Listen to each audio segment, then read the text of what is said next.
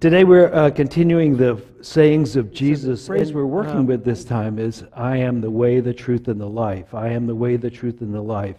And Jesus is saying this to his disciples, and essentially they're going, how will we know the way? And he goes, I am the way.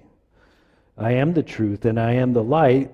And then he says something which has always irritated me, which is, no one comes to the Father except through me. And I think, well, there's a lot of people who aren't Christians. There must be other avenues. And then he goes on to say that if you have seen me, you have seen the Father, which I could get behind that. And then he says, so if you have seen me, you truly do know the Father yourself. And I think this is the real crux of the matter, is that Jesus is God. Not that you're not, but he was really good at knowing it. And because he had practiced that, deepened into that, and it may have taken him lifetimes, or he may have just been born lucky, I'm not sure. But he knew he was God. He knew that from the get-go and expressed it. And because he expressed it and it lived as him, he could say, look, this is what God, he is saying, like. I am the presence of the divine in this place, right here. I am that. And if you really knew me, if you could look and see beyond this mortal body, if you were one to see with discerning eyes instead of with the eyes of a normal human being who only sees the texture and color and shape that you can see through visible light. If you can see beyond that, you could see into the presence inside of me, or radiant from me, more likely, that I am the presence of the divine. This is what's happening. And that's why I can do miracles, is because I radiate the presence of the divine. And I am not committed to being a small self. I am committed and engaged fully as the divine. And this makes the world of difference. If you want to be Joe Smo, you have the power and authority of your whole being to compress all that you could be into that and let that be all you are. That's it. You can do that. You are the author and the writer of your life. You're the manufacturer of your existence as its shape. Its particular shape, that's you.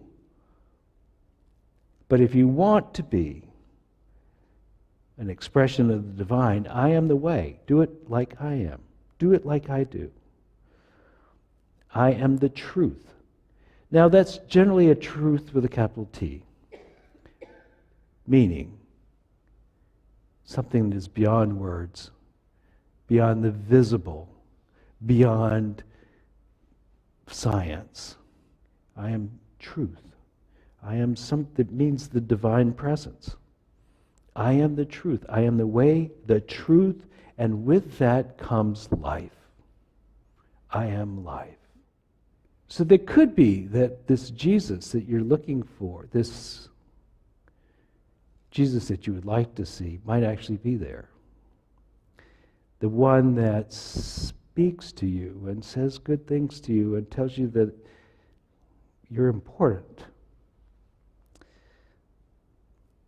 That you're not really alone, though we're quite alone a lot these days, but you're not really alone. That there is a presence that is divine, that is looking in your direction. Now, if you think about somebody who learned to diminish the small self sufficiently so that the whole presence of God could live in this body, let's say, in this mind completely, then you would have the bracket that holds us tightly into being a little self.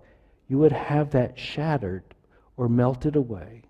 And the boundary between this person and the entire universe or the divine would be gone. When we get caught up in the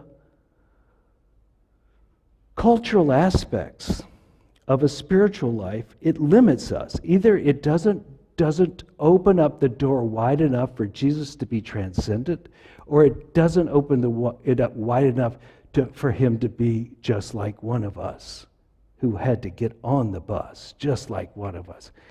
It takes both. Now, the peculiar thing, I think the peculiar thing and the important thing for us to know is that we are both.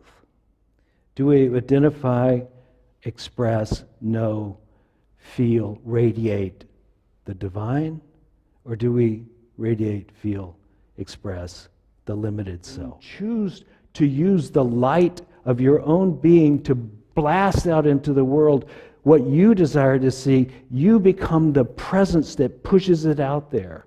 And it's not only for people like Jesus or Buddha or Gandhi or Mary or whomever. It's for each of us. And the practice for us is to practice being that on a constant, more constant basis. And it is not to deny that you have stuff going on and never to say anything about it. No, it's not that, but it is not to live there like that's the only house you inhabit. So Jesus said it, I am the way, I am the truth, and I am the life. Because when you live that way, it is a life worth living.